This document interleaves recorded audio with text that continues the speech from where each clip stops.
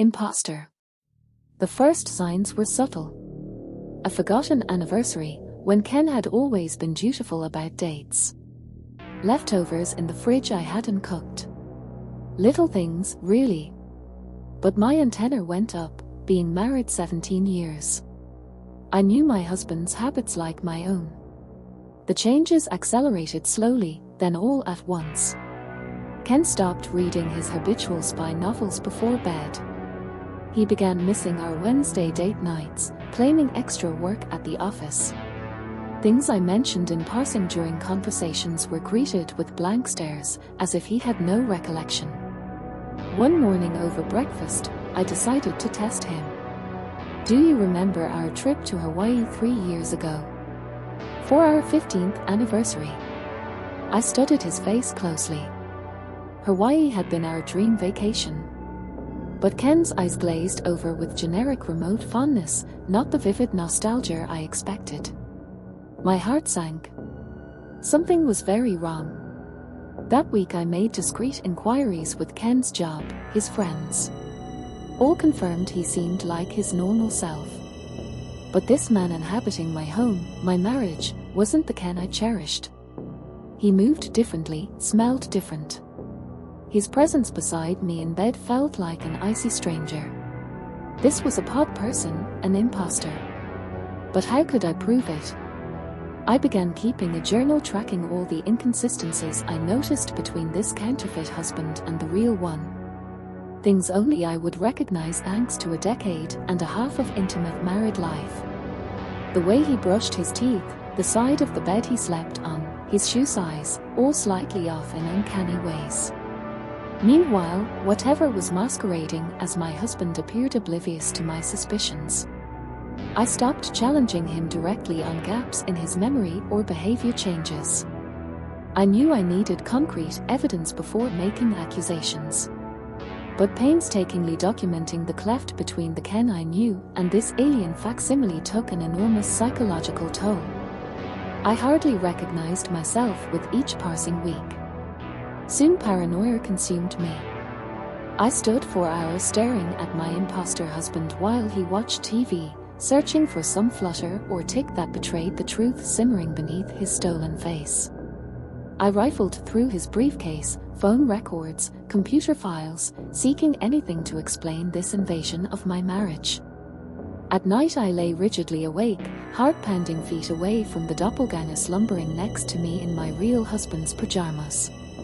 The journal swelled with deceptions I perceived from counterfeit Ken. A different toothpaste brand. New curses added to his vocabulary. The wrong favorite baseball team. Minor discrepancies, but they proved this wasn't the man who had shared my bed, my dreams and sorrows for nearly 2 decades. I was unraveling alone in a house with an uncanny stranger. My purported husband only regarded me now with confusion and wariness as I drifted around our home like a ghost. I knew our existing photos or shared memories wouldn't persuade others this man was an imposter. I needed hard evidence that the husband I loved had been somehow replaced. During yet another sleepless night, the solution hit me. People's ears and fingerprints are unique, unfakeable identifying traits. If I covertly obtained an ear imprint and fingerprints from Ken when we were first dating, I could compare them to this false version. Surely they wouldn't match.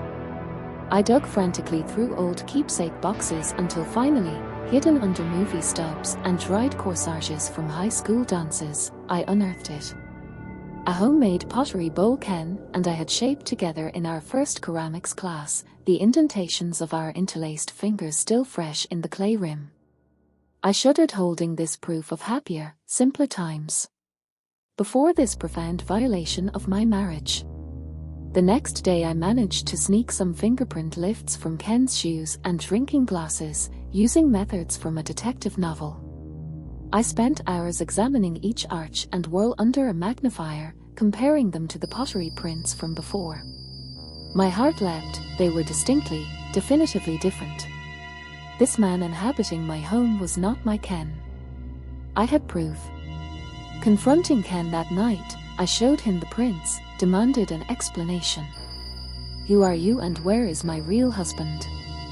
I shouted hoarsely. But he reacted in anger and disbelief, accusing me of violating his privacy, of losing touch with reality. I refused to back down. The evidence couldn't lie. But he had the same stubborn eyes and set of his jaw as my Ken when accused unfairly. I faltered just for a moment. Could I be mistaken? But no, I knew this man was not the same, no matter how adept his performance. No one believed me yet, but the fingerprints would convince them I wasn't crazy. Until then, I had to keep up appearances and try to protect myself from this stranger. But one morning I awoke to find the pottery bowl shattered on the kitchen tile in 1,000 jagged pieces. My proof was destroyed, as if it had never existed. I whirled on him in a fury as he denied responsibility. "You think you've won, but I know who you really are," I seethed. "I'll find a way to expose you." He hastily left for work, glancing back warily at where I stood trembling. In the following weeks, an eerie tension settled over our home. I tried going to my sister's house during the day when the fraudulent Ken was at work. I left him meals in the freezer, avoiding his unsettling presence as much as possible. I knew eventually I would find new evidence and convince others this man was a calculating imposter. Until then, I tried to keep up a facade of precarious normalcy. But inside I felt myself splintering apart. Soon this strained detente became untenable. I returned home one evening to find him hastily packing suitcases, his phone pressed to his ear as if arranging a car. When he spotted me, his face contorted in pity and relief. "You're not well." "I'm sorry, but I have to get away. This isn't good for either of us."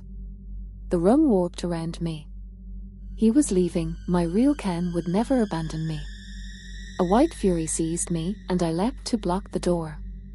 I heard my own voice as if from underwater, commanding him to sit down, to tell me who he worked for and what they'd done with my husband.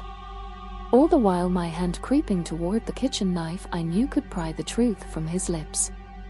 Later, minutes, hours, days later, I emerged from fog to find myself restrained in a hospital bed as voices discussed vitamins, neural chemistry, delusions. Ken stood nearby now with doctors, his relief at my condition masked by concern. My racing mind couldn't comprehend these fractured scenes. What had become of me? How had the imposter convinced everyone his deception was my madness? As sedation pulled me back down, I managed to croak out one final truth: "That is not my husband." But even I could hear the unhinged rasp of my own voice. As darkness enveloped me, I saw the truth too late. The fraud was not Ken. It was my own manic obsession that had killed the man I loved and replaced him with a phantom. My husband was gone forever, and I was now utterly, irretrievably lost without him.